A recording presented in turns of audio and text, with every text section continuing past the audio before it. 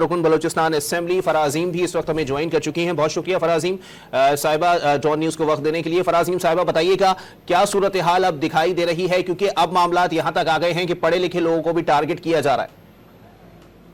جی بسم اللہ الرحمن الرحیم. جی سب سے پہلے تو میں مبارکباد پیش کرتی ہوں حکومت بلوچستان کو اور تمام قانون نافذ کرنے والے اداروں کو، اور اس کے ساتھ ساتھ عدیلہ کے فادر کو بھی.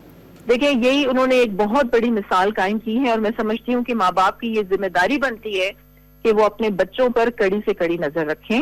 اور پھر عدیلہ نے ایک سروائیور ہونے کا ثبوت دیا ہے، اور وہ مثال بنی ہے باقی بچیوں کے لیے بھی.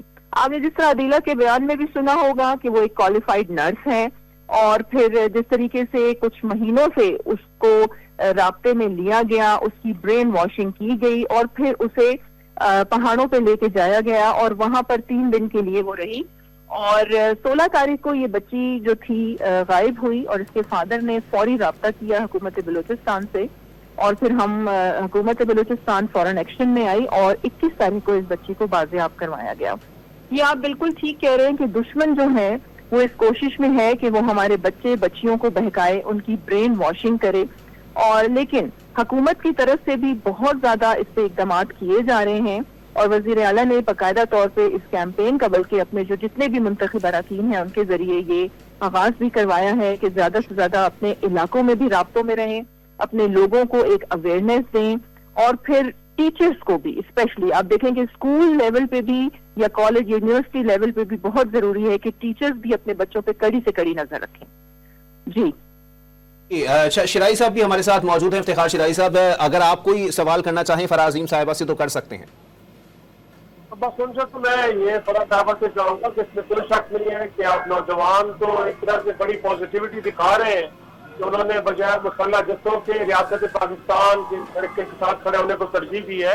لیکن بہرحال یہ ایک حقیقت ہے کل کہ وہاں پہ تحریکیں ہیں، نوجوانوں کے پاس روزگار نہیں ہے، تو یقینی طور پہ ان ایشوز کو جب تک ایڈریس نہیں کیا جا سکتا تو اس طرح کے خطرات تو موجود رہیں گے. تو وہاں پہ جو ایک خوشحالی اور ترقی کا پہیہ ہے وہ اس کو کبھی سے کیوں کر رہے ہیں، اس پہ تیزی کی لے جا رہی ہے، اور اس حوالے سے جو ریاست کے اقدامات کرتے ہیں آپ کو لگتا نہیں ہے کہ اس پہ کہیں نہ کہیں بہرحال ہم تاریخ پا رہے ہیں. جی فرازیم صاحبہ. جی میں یہاں ضرور آپ کے اس پروگرام کے توسط سے ضرور یہ بتانا چاہوں گی کہ بلوچستان کے بارے میں نا اصل میں لوگ جانتے نہیں ہیں باقی پاکستان سے. میں مختلف پروگرامز میں بھی دیکھتی ہوں بیٹھ کے بات کر رہے ہوتے ہیں.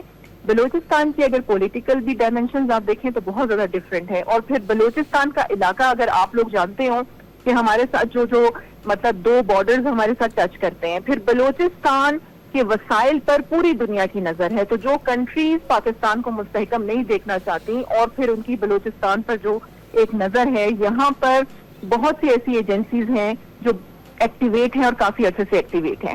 پھر وسائل کے حوالے سے وسائل تو دیکھیں پورے پاکستان میں اس کی بہت زیادہ کمی ہے، اور بلوچستان میں ہمارے بہت زیادہ بجٹ جو ہے وہ سیکیورٹی کے حوالے سے جو ہے وہاں پر خرچ ہو جاتا ہے. لیکن اب یہ ہے کہ ہمارے وزیر اعلیٰ نے بہت سارے ایسے انیشیٹو لیے ہیں کہ بالکل ہمیں یوتھ کو انگیج کرنا ہے، انہیں پازیٹیو ایکٹیویٹیز کی طرف لے کے جانا ہے. ہم نے اپنے کھیلوں کے میدان آباد کرنے ہیں، اور اس پہ ہم بہت زیادہ اقدامات کر رہے ہیں. یہاں پر میں یہ بھی کہوں گی کہ بی ٹیپٹا کے تھرو 30,000 نوجوان بلوچستان سے ہم ڈفرینٹ باہر کی یونیورسٹیز کالجز میں ووکیشنل ٹریننگ سینٹرز یہ بھی بنائے جا رہے ہیں، تو باہر کورسز کرنے کے لیے بھی بھیجا جا رہا ہے.